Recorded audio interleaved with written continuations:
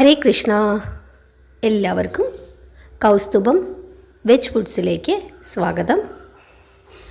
ഇന്ന് നമ്മൾ വളരെ രുചികരവും ആരോഗ്യപ്രദവുമായ ഒരു ചുരയ്ക്ക തോരനാണ് ഉണ്ടാക്കുന്നത്.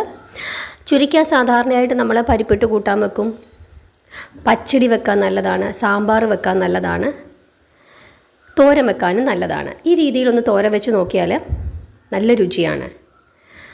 അതിനായിട്ട് ആദ്യം ഒരു പാൻ അടുപ്പയിൽ വെച്ചിട്ട് നമ്മൾ വെളിച്ചെണ്ണ ഒഴിക്കുന്നു. അതിലേക്ക് കടുക് വറക്കാനായിട്ട് കടുകിടുന്നു.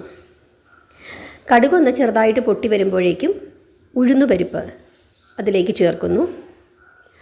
ഉഴുന്നുപരിപ്പ് ഒന്ന് ചെറുതായിട്ട് ചൂടായി വരുമ്പോഴേക്കും അതിലേക്ക് ചെറിയ ജീരകം അതും ചേർക്കുന്നു. ഇനി ഇതെല്ലാം കൂടെ ഒന്ന് നന്നായിട്ട് പൊട്ടി ഒന്ന് മൊരിഞ്ഞു വരണം.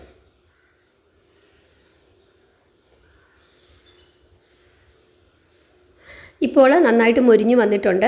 അതിലേക്ക് കറിവേപ്പിലയും ചേർത്ത് ചുരയ്ക്ക ഇതേപോലെ കൊത്തി അരിയുകയല്ലായിരുന്നു, ചെറിയ ചെറിയ ചതുര കഷ്ണങ്ങളാക്കി അരിഞ്ഞെടുക്കുകയായിരുന്നു.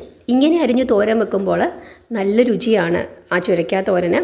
കൊത്തി അരിഞ്ഞ് വെക്കുന്ന തോരനേക്കാൾ എനിക്ക് കൂടുതലായിട്ടും രുചിയായിട്ട് തോന്നിയത് ഈ രീതിയിൽ തോരൻ വെക്കുമ്പോഴാണ്. എന്നിട്ട് ഇത് നന്നായിട്ട് ആ എണ്ണയിലൊന്ന് ഇളക്കിയതിന് ശേഷം അതിലേക്ക് കുറച്ച് മുളക് പൊടി, അതായത് ഒരു 1/4 സ്പൂൺ മുളക് പൊടിയും 1/4 സ്പൂൺ മഞ്ഞൾപ്പൊടിയും ചേർക്കണം. പിന്നെ ആ ചുരക്കയുടെ കൂട്ടത്തിൽ ഞാൻ 2 പച്ചമുളകും കൂടെ ചെറുതായിട്ട് അരിഞ്ഞിട്ടിട്ടുണ്ടായിരുന്നു. അതിനുശേഷം അതിലേക്ക് ഉപ്പും ചേർത്ത് നന്നായിട്ട് ഇളക്കി യോജിപ്പിച്ച് ഇനി ഇത് തട്ടി പൊത്തി വെച്ച് ചെറുതീയിൽ അടച്ചു വെച്ച് വേവിക്കണം. ചുരക്കയിൽ ധാരാളം ജലാംശമുള്ള ഒരു പച്ചക്കറിയാണ്. അതുകൊണ്ട് തന്നെ നമ്മുടെ ശരീരത്തിന് വളരെ വളരെ നല്ലതാണ് ഈ ചുരക്ക എന്ന് പറയുന്നത്. നമുക്ക് ഡൈജഷൻ പ്രോബ്ലമൊക്കെ ഉള്ള ആളുകളാണെങ്കിൽ അവർക്കൊക്കെ ഇത് വളരെ നല്ലതാണ്. പെട്ടെന്ന് ദഹിക്കും. ഒരുപാട് കൂട്ടാൻ ഈ ചുരക്ക കൊണ്ട് ഉണ്ടാക്കാം. ചുരക്ക കൊണ്ട് കോഫ്ത ഉണ്ടാക്കാം, ചപ്പാത്തിക്ക് കൂട്ടാനുണ്ടാക്കാം, തോരൻ വെക്കാം, മെഴുക്കുരട്ടി വെക്കാം, ഒക്കെ നല്ലതാണ്. നമ്മൾ സാധാരണയായിട്ട് പലരും ഈ ചുരയ്ക്ക ഉപയോഗിക്കാറില്ല, പക്ഷെ ഒരുപാട് പ്രയോജനമുള്ള ഒരു പച്ചക്കറിയാണ് ചുരയ്ക്ക എന്ന് പറയുന്നത്.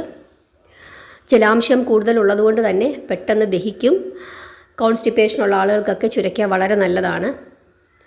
ഇത് വീണ്ടും ഇളക്കി ഇടയ്ക്കിടയ്ക്കൊന്ന് ഇളക്കിയെടുത്ത് ചെറുതീയിൽ അടച്ചു വെച്ച് ഇത് വേവിക്കണം.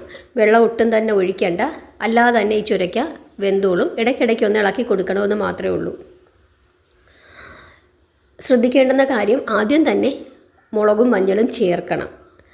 ഇല്ലെങ്കിൽ ഈ ചുരക്കയിലേക്ക് മുളകും മഞ്ഞളും പിടിക്കാനായിട്ട് അല്പം താമസം വരും.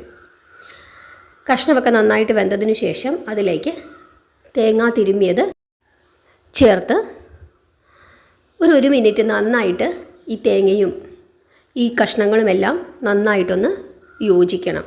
ചെറുതീയിലൊന്ന് ഇളക്കിക്കൊടുത്ത് തോർത്തി സാധാരണ നമ്മൾ എങ്ങനെയാണോ തോരൻ എടുക്കുന്നത് അതേപോലെ എടുക്കാം. നമ്മൾ അവസാനം തേങ്ങയും മഞ്ഞളും മുളകും കൂടെ ചതച്ചിട്ട് കഴിഞ്ഞാലും ഈ ചുരക്കയിൽ ആ മുളകൊന്നും പിടിക്കില്ല.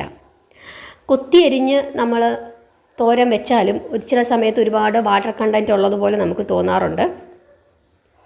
പക്ഷേ ഇങ്ങനെ വെച്ച് കഴിഞ്ഞാൽ കഷ്ണം നന്നായിട്ട് വേകുകയും ചെയ്യും, നമുക്ക് കഴിക്കാനും പറ്റും. ഒരു പ്രത്യേക രുചിയാണ് ഇങ്ങനെ തോരൻ വെച്ച് എടുത്തു കഴിഞ്ഞാൽ. മുളകും മഞ്ഞളും ആദ്യം ചേർത്ത് ഇതേ രീതിയിൽ ഉണ്ടാക്കിയാൽ ഇങ്ങനെ എല്ലാവരും ഒന്ന് ഈ രീതിയിൽ ചുരയ്ക്ക തോരൻ വെച്ച് ഒന്ന് നോക്കി കഴിച്ചു നോക്കൂ. നല്ല രുചിയാണ്. എല്ലാവരും ഇതേ രീതിയിൽ ഉണ്ടാക്കിയതിന് ശേഷം അഭിപ്രായം പറയണം. ഹരേ കൃഷ്ണ.